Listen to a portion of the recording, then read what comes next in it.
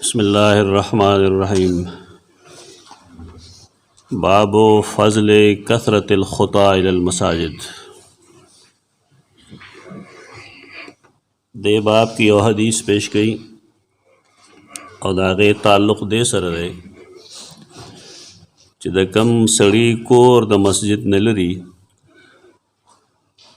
او هغه هر یو مونځ جمع سره تکبیری اولا سره مسجد کې کوي نو دا سړی افضل دی د هغه چا نه چې د هغه کور مسجد سره نږدې او هر مونځ جمع سره کوي، یعنی د فاصلې ډیروالی دا بنیاد دی د اجر د ډیروالي. د جماعت خوا هم ښه ده خو هغې چې انسان پکې مونځ کوي. یو سړی د جماعت خوا کې اوسېږي لیکن مونځ نه کوي، نو هلته څه فایده ده؟ یا د جماعت خوا ته اوسېږي خو چې راځي نو مونځ ته شي اکثر آخري رکعت کې کښېني یا آخري قاعده لاندې کړي، یو فایده نشته. دا خو بې بخته شه دا سړی دومره نږدې دی، د هغې باوجود د ده نه تکبیر اولا ځي. تکبیر اولا منې لومبنی تکبیر. مونږ حدیث پیش کړی دی څو ځله چې که خلقو ته دا علم وی چې په لومبني صف کې څومره اجر دی او که دا ورته علم وی چې په لومبني تکبیر لاندې کولو کې څومره اجر دی، نو دوی به په خړپوسو دې ته راتلل.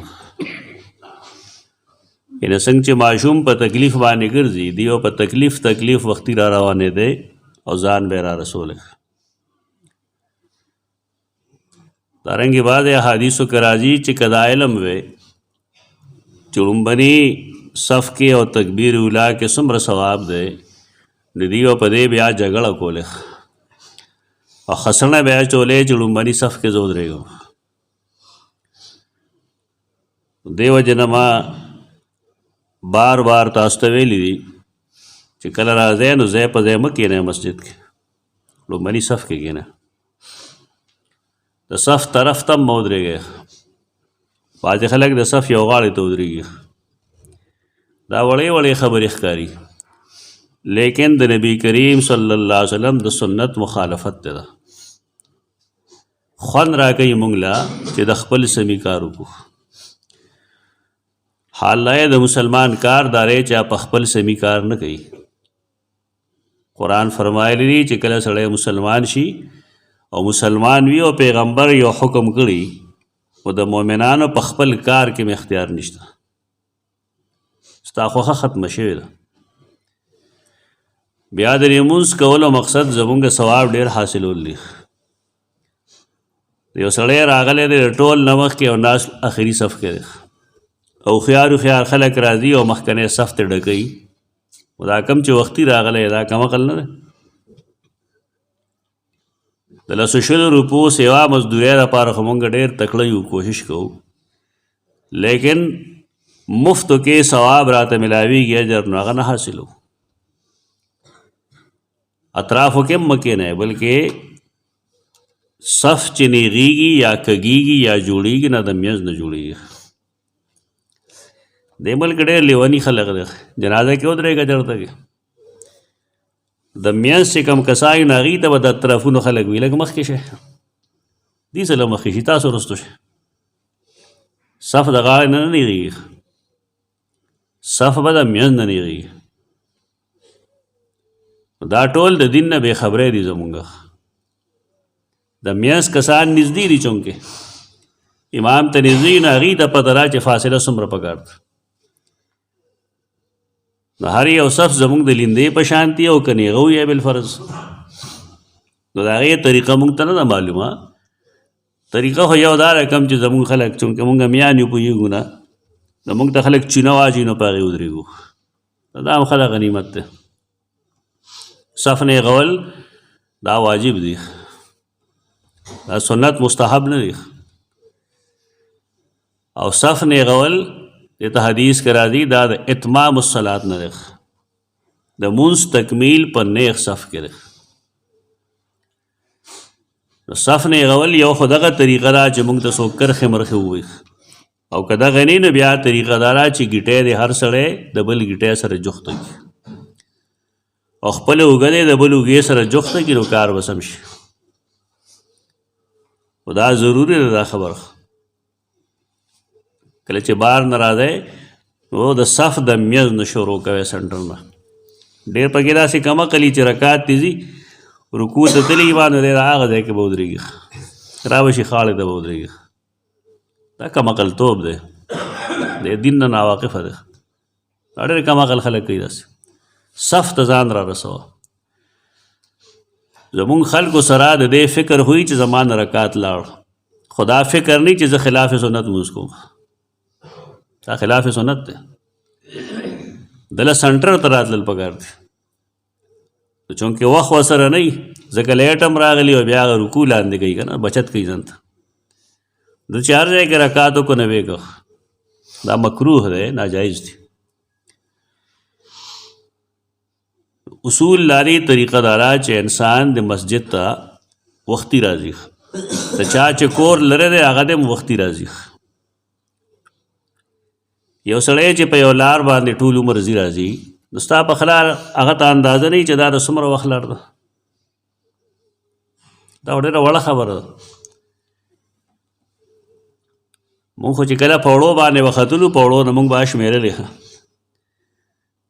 نو بس ذهن کې به یادې شوې مدرسو کې به اکثر تیاره وه د شپې نو مونږ چې پوړو ته روان شو نو مونږ ته به دا اندازه نه وه چې وړاندې څه دي خو چې پوړی هم وشمېرلې مونږ به وایي روغ رسېدو یا وختو بر اندازه کېږي سړي ته یو سړي ته علم دی چې زه په 3 منټه کې رسېږم جومات ته نو دی 15 منټه مخکې را روان شي یو سړی لرې نه راځي او هغه ته علم دی چې زه 10 منټه کې را رسم نو 15 منټه دی نه اثر راولي د دې فایده به دا وي چې دی به جومات ته په وخت راشي خو دا هوښیارتوب مونږ کې دنیا کې د چا چې د اوبو واري که نه داسې ټایم تلي ورغله چې جومات ته راځي نو کوږ وږ به کېږي نیمه ګنټه وروسته راځي اوس طریقه نه ده یعنی مونځ له اهمیت مونږ نه ورکوو پکار دا چې سړی مونځ له اهمیت ورکړي و دې حدیث کې مونږ ته دا ښیي چې د چا کور لرې دی جومات ته په وخت راځي نو د دې سړي اجر ډېر دی ولې محنت یې ډېر دی یو سړی دی هغه د بچپنې نه د الله او د رسول فرمان بردار دی مونځ کوي په وخت باندې روژه حج زکات نیکۍ کوي امر بالمعروف نهی عن المنکر کوي او بل یو سړی دی هغه تر 50 سال پورې بېدینه و 51 سال کې هغه الله توفیق د توبې ورکړه دی واپس چې دین ته راغی ښه خبره وشوه بهتر وشوه الله والله آخر ښه خو سوال دا چې دا 51 سال پس چې کوم سړی دین ته راغلی دا غوره دی او که نه هغه کشر چې هغه د بچپنې نه په دین کې لګیا دی هغه کشر غوره دی غوروالی په عمر نه وي غوروالی په تقوا وي په دې خبره ځان پوهول پکار دی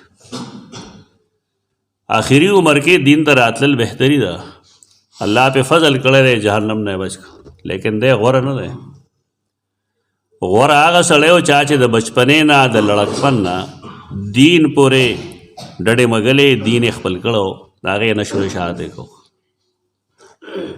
دا غلطۍ دي زموږ د دې غلطو نه ځان ښکل پکار دي ان اکرمکم عند الله اتقاکم حدیث دی د سیدنا ابو موسی اشعری د 7 هجری کې د حبش نه راغلی دی مدینې منورې ته اسلام یې قبول کړی عبدالله بن قیس نوم دی دو رضی الله تعالی عنہ زمونږ د امت باندې د الله خاص فضل دی داسې داسې علمونه او عملونه دي چې پای کې د دې امت مثال نشي پیش کېدی هغې اعمالو کې یو بنیادی عمل قضا ده جج کېدل ججمنٹ عادل منصف مفسرین لیکي محدثین امام علی ابن المدینی وایي چې د امت کې یو څلور فیصله کوونکي دي قاضیان دي چې د هغې مثال نشي پیش کېدی په صحابه کرامو کې. صحابه کرامو کې څلور داسې دي چې د هغې هره فیصله تاریخي ده، هره فیصله د قرآن و سنت مطابق هم ده او هره فیصله د عقل مطابق هم ده او هره فیصله کې ډېر دین ده. په دغه صحابه کرامو کې یو سیدنا عمر بن خطاب دی رضی الله تعالی عنہ، دویم صحابی سیدنا علی دی رضی الله تعالی عنہ، دریم دی سیدنا ابو موسی اشعری رضی الله عنہ او څلورم دی سیدنا زید بن ثابت رضی الله عنہ. دا څلور صحابه دي چې دی فیصلې مشهور دي. کم کسان کم شاگردان چې هغه غواړي دا چې مونږه فیصلې زده کړو، نه هغوی ته د دې څلورو صحابه کرامو فیصلې لوستل پکار دي. د حدیث کتابونو کې هغه شته، د تاریخ او سیرت کتابونو کې هم شته، علم دا راځي کتابونو کې. کتابونه هم هغه چې کوم عربی کې، ځکه زمونږ نبی عربي و، صحابه کرام عربو، تابعین او تبع تابعین چې مونږ ته کوم دین را رسولی دی هغه عربی کې دی. په دې وجه عربي زده کول ضروري دی. زمونږ خلک عربی ته توجه نه ورکوي، بلکې توجه یې ټوټل انګریزۍ ته وي. زمونږ ژبې سره دشمني نشته دی، مسلمان هیڅ ژبې سره دشمني نه کوي، ځکه چې قرآن مجید د ژبو اختلاف د الله نعمت ویلی دی هغې ته. مختلف ژبې دا د الله نعمتونه دي، که هغه انګریزي ده که فارسي ده که پښتو ده که اردو ده. انګریزۍ سره د چا که دشمني نه غلطه کوي، د شاید قرآن نه دی ویلی. د الله نعمتونو کې اختلاف السنتکم و الوانکم، د انسانانو د رنګونو اختلاف او دارنګې د دې د ژبو اختلاف، دا د الله انعام دی. د الله د نعمت شکریه ادا کول پکار، هره ژبه زده کول پکاري، دې دپاره چې انسان خپل خیالات بل قوم تم رسولی شي. زه چې کومه خبره کوم په دې بنیاد نه کوم چې زمونږ انګریزۍ سره دشمني ده، دشمني نشته زمونږ ته، چا چې هغې پوه شه کار یې پوه شه. خو دومره ده چې مونږ د انګریزۍ په زده کولو کې عربي هېره کړې ده. خبره په دې بنیاد کوم. هر سکول ته چې لاړ شي، هر کالج ته چې لاړ شي، یونیورسټي څه د باندې نه، یونیورسټي څه د باندې کار سمي. یونیورسټۍ کې خو که د انګریزۍ ډپارټمنټ وي نو هلته کې د اسلامیاتو ډپارټمنټ وي او ټوله کې تقریبا پروفیسر یو برابر وي. هلته کار سم دی، د لاندې کاته کې کار خراب دی. سکول ته چې لاړ شي نو د انګریزۍ او پکې اته نه استادان او د اسلامیاتو یا یو استاد یا به دوی. سوال دا دی چې دې دپاره اسلامیات او عربي زیات ضروري دی او که نه انګریزي زیاته ضروري دی. بله دا چې د ملک کې کوم خلک انګریزي ښیي، دا صحیح انګریزي ښیي او غلطه قسم اردو وایي، انګریزي خو نه ښي. زده کول پکار دي، لیکن عربی لا صفر کې ضرب ورکول نه پکار. او بیا کم کمی چې سرکاري سکولونو کې نه کمی پبلک سکولونو برابر انګریزي سکولونو. د دې خو هر څه په انګریزۍ کې، تر دې چې بعضې علاقو کې بعضې سکولونه اسلامیات هم انګریزۍ کې ښیي. یو سړی چې هغه د دین نه ناواقف وي او ته هغه ته اسلام ښیې، دین ورته ښیې، نو عربي والا زیاته ښه ده او که نه انګریزي والا زیاته ښه. او پښتو یې خو بنیاد وباسلی، پښتو نشته سکولونو کې. دا مرعوب ذهن دی زموږ د خلکو، ولې پښتو ژبه نه ده. انګریزي خو پرېږده، د عامو سکولونو هلک له د پښتو کتاب ورکړه، دا لوله هله نه ورځي. انګریزۍ والا خو د پښتو انسې هم نه ورځي. ته ورته 24 کې وایي دا څه دي، هله څلېرویشت نه ورځي. زمونږ خلک په دې خوشحاله چې ستا بچی غلام شه پردی دا خفګان خبره 24 ورته وموښیه 24 ورته وموښیه 24 ورته وموښیه او 40 ورته وموښیه ټول خول پکار نو عربي مونږ پرېښې ده پکار دا و چې عربی ته راغلی دا کمې خبرې چې مونږ کوو دا کتابونو کې شته او دا د عربی کتابونو کې اردو والا خو ډېر ناقص علم یا خو څه وایي نو دا 4 صحابه کرام سیدنا عمر سیدنا علی سیدنا ابو موسی اشعری او سیدنا زید بن ثابت رضی الله عنهما د دې فیصلې ډېرې مشهور دي قضایا عمر دارنګې قضایا علی فلان اٹھ کتابونه یې په دې باندې تو سیدنا ابو موسی فرمائی نبی کریم صلی اللہ علیہ وسلم فرمایلو اعظم الناس اجرا ډیر اجر والا په خلکو کې لوی اجر والا په خلکو کې فی الصلاة د مونځ په سلسله کې یعنی د مونځ په باره کې په خلکو کې زیات اجر به الله چاله ورکوي ابعدهم هغه سړی چې د ډېر لرې نه راځي ورې د هغه مشقت ډېر ده تکلیف یې ډېر دی د لرې نه راځي او ډېر لرې نه راځي فابعدهم او هغه څوک چې د هغه نه هم د ډېر لرې نه راځي ممشا باندې تلل د چا فاصله چې لرې ده کور یې لرې ده او مسجد ته په وخت راځي د اجر د ټول نه لوی ده دا کم چې نږدې نه دا غریبانو بس خوار شو دیو که داسې کولی چې 15 منټه مخکې راتلی جومات ته نو 2 رکعاته سنت به هم کولی نفل به هم کولی قرآن به هم لوستی شو استغفار به لوستی شو د مونځ انتظار به یې کوو دغه 2-3 منټه دا ټول د امام صاحب په ټایم راځي د جومات خوا او شا کې دا مسایل دي ډېر خلک وي جومات خوا خیخ وی خیخ هغه چا راپاره چې هغه دین نه خبرې ډېر بېدینه دي د هغې جومات خوا کې د هغې په غوږ کې سپیکر لګېدلی لمونځ نه کوي دا په نږدې او په لرې نه ده دا د انسان د زړه یو تړپ دی چې که هغه رب رضا کول غواړي نو د لرې نه هم کوي او که یې سړی نه رضا کول غواړي هغه د نږدې نه هم نه کوي کوشش کوي د حدیث مقصد دا دی چې جومات ته نږدې تلل یا لرې تلل دا مسله نه ده جومات ته ان ټایم تلل پکار دی اما مخکې تاسو ته حدیث ویلو څه خلکو هغې خپل کور خرڅو مسجد نبوي نه لرې و کور یې خرڅو د دې دپاره چې د مسجد نبوي په خوا کې یو میدان پلاټ خرڅېدو نو خیال د هغې دا و چې هغه به خرڅ کړو دلته کې دا نږدې به واخلو جومات ته به نږدې شو نو رسول الله صلی الله علیه وسلم دې نه منع کړل او یې فرمایل ستاسو کور ټیک دی که تاسو لرې نه راځئ نو ستاسو له الله اجر ډېر درکوي نن که د یو سړی دی نه منې که نه به تا باندې عجیبه عجیبه حملې کوي چې دی په ما دا ځای سود نه دی هر سړی خپل ځان لولي که نه دغه موږ څو ځله ویلي دي چې زه خپله څنګه یم نو تا به هغه شان ګڼم هر سړی خپل ضمیر لولي خپل ځان لولي نه په بل باندې هم هغه ګمان کوي خبره دغه ده بنیادي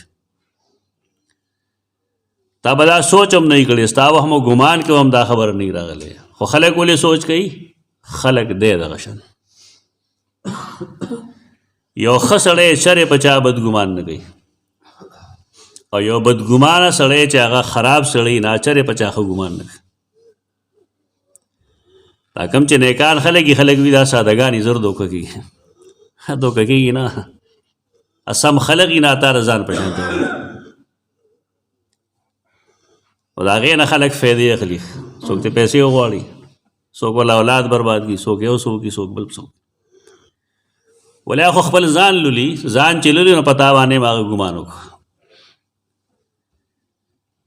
نو بیا دا داسې خلقو دپاره طریقه ده چې دی بیا نه دوکه کېږي چې کله پوه شه په یو سړي باندې چې د ما سره دا چلو کو نو خوله دی نه وځئ کله به الله اجر ورکوي خو دې سړي ته یې نښه وکړي نښې دا مطلب چې بیا یې د سره هغه څه نه کوي کوم چې د مخکې کړو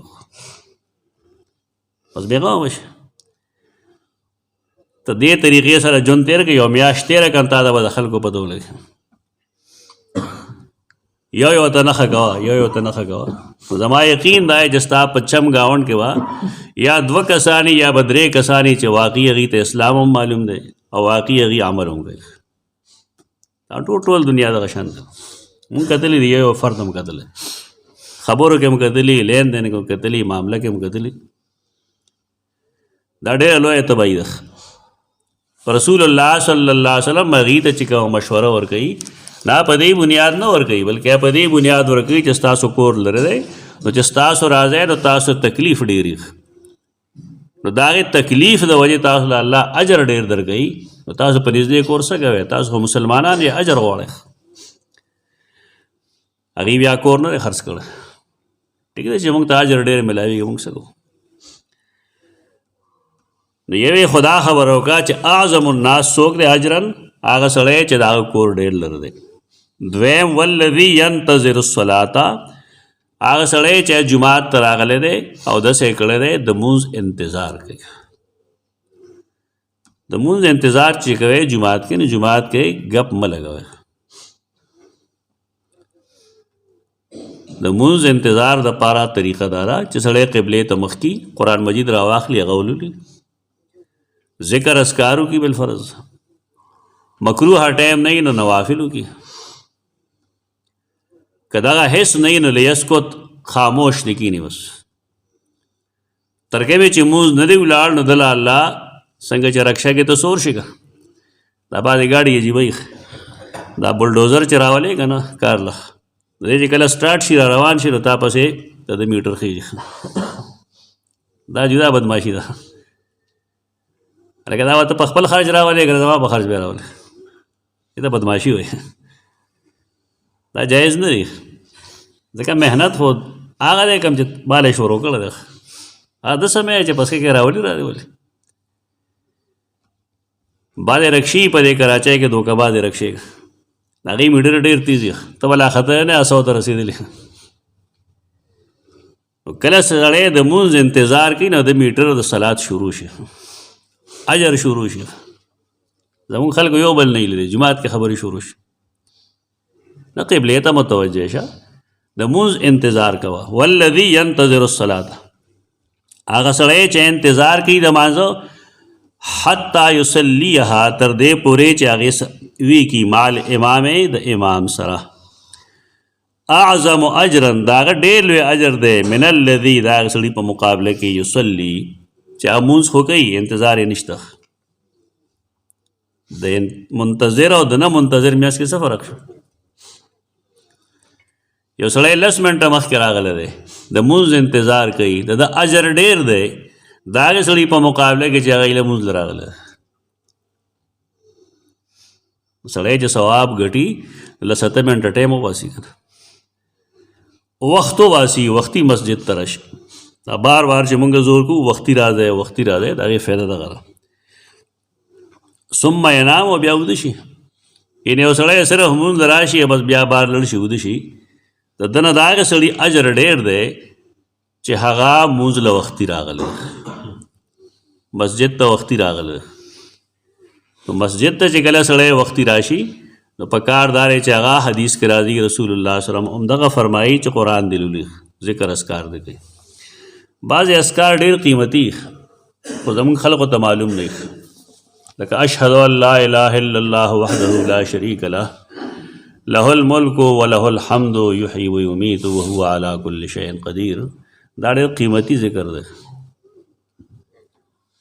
او حدیث کراری دا چې چا 10 ځله ووایي، 10 ځله، نو گویا کې د بنو اسماعیل 10 غلامان آزاد کړل، 100 غلامان آزاد کړل.